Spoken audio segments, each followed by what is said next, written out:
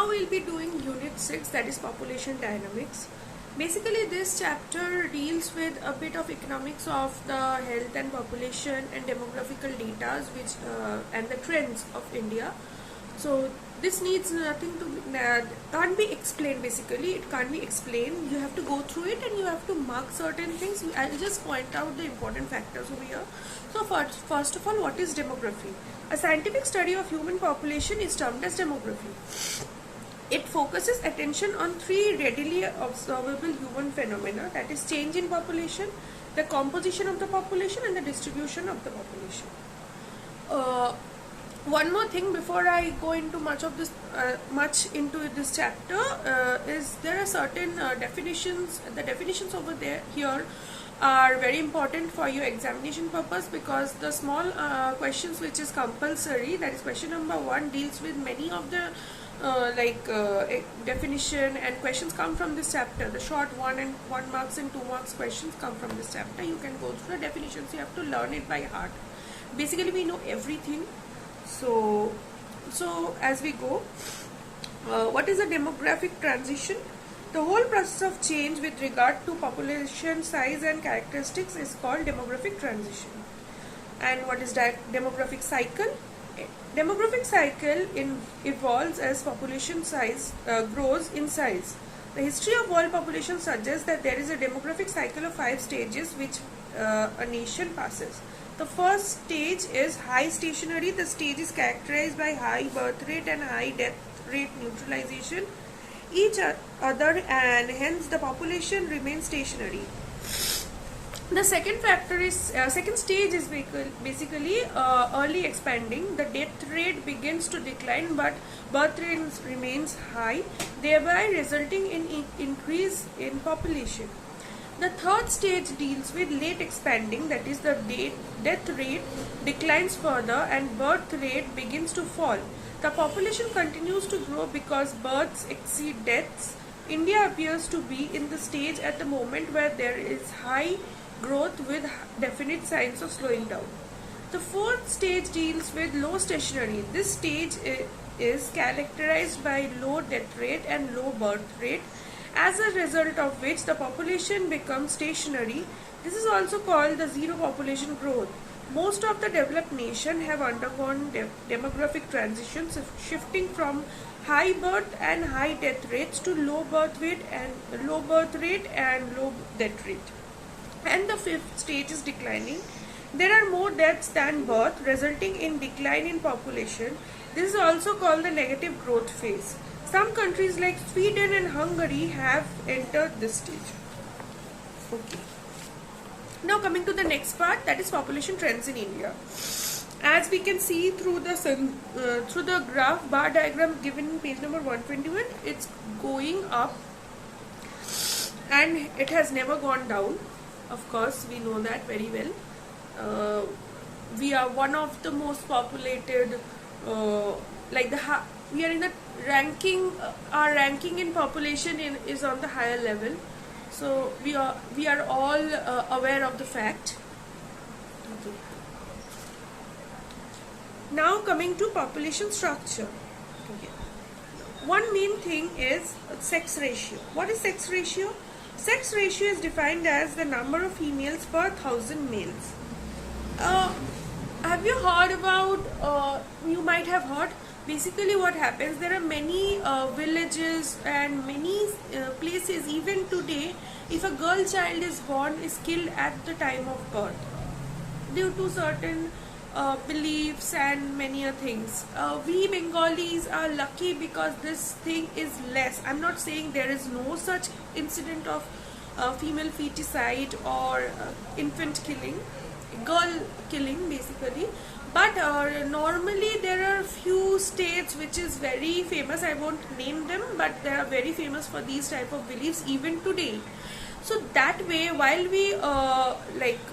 we explain sex ratio, that's why the definition has come that number of females per 1,000 males. At one point of time, it was very alarming that it has gone that 7 males it has 1 female in equivalent to that. That means if we go in a marriage data, then 7 men have to marry a single girl, or else that person will not get a girl to marry. So that is very bad and very disheartening basically. So now age composition, it is a basically the age composition deals with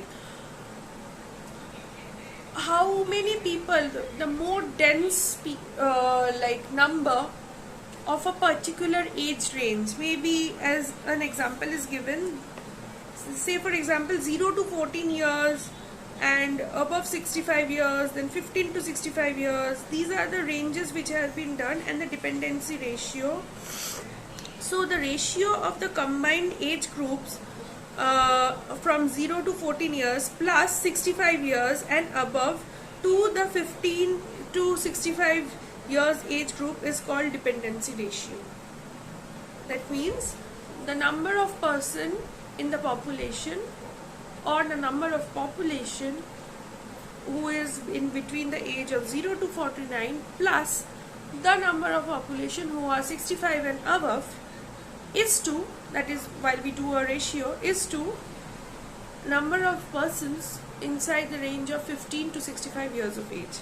That is called a dependency ratio. Now coming to fertility behavior. Now what is fertility? A woman's reproductive period is roughly from 15 to 45 years, a period of 30 years. So this is the fertility period for a woman. This basically varies into many factors. Now some of the factors which affect the fertility ratio is age and at marriage. The age at which a female marries and enters the reproductive period of life has a great impact on her fertility. National data from Registrar General of India suggest that females who marry before age 18 give birth to large number of children than those who marry later in life. Demographers have also estimated that if marriages were postponed from the age of 16 years to 21 years of age, the number of births would decrease by 20 to 30%. Okay. Next is duration of married life. Demographic studies indicate 10 to 25% of all births occur within 1 to 5 years of marriage.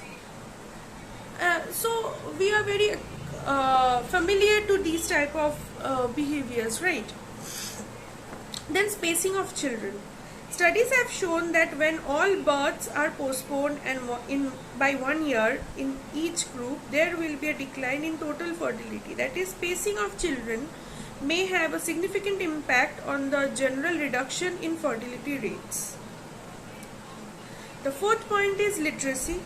So this is a very important, as you know, we need to know certain things. If you are not literate enough, then there will be you will be a woman, basically, not you, a woman would be a birth giving machine. So that shouldn't have happened. So what is that? Women's literacy is one of the critical factors and determines and enables them to achieve their reproductive goals. Economic status. Operational research studies support the hypothesis that economic status bears inverse relationship with fertility. The total number of children born declines with an increase in per capita expenditure of the household. That's very true. Like nowadays, if you want to give birth to so many children, and you have to then educate them, feed them, and that is a very costly matter. So for that reason, people prefer having 1 or 2 children nowadays. So that is basically good, but that is affecting the fertility ratio. But that is actually good. Caste and religion. See, the Registrar General Government of India reported a total fertility rate of 4.03 among Muslims as compared to 4.46 among Hindus. Now this is the government data. I am nobody to judge anything amongst them, but this has been seen. Okay. Nutrition. Of course, nutrition plays a very important role in fertility ratio. Due to malnourishment, there have been issues with getting pregnant or giving birth or even giving a stillbirth baby. So this hampers the fertility ratio. Family planning. So if a person is planning in a proper manner, then there will be a gap between the first child and the second child, and that way the fertility ratio is like influenced. Cultural preference for son. Now this increases the population basically. A family tries to have a son as a baby but is getting a daughter, so that way they keep on trying and producing babies but all a daughter, but that is increasing the population. And there are certain physical and biological other factors also which hampers or influences basically the fertility ratio. Now coming to page 127, there are a few definitions which you have to learn by heart, because as I told you, 1 or 2 marks questions come from this portion. Okay.